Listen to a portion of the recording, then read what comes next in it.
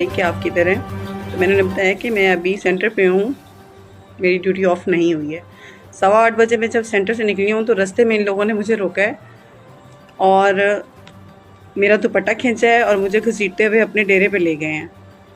वहाँ पे इन्होंने मुझे अपने कदमों में बिठा के मुझसे माफ़ियाँ मंगवाई हैं और मुझे कहा कि माफ़ी मांग, जो तूने हमारी डिलीवरी रेफ़र की है और हमारे पैसे लगवाए हैं, हम तुझे मज़ा चखाते हैं।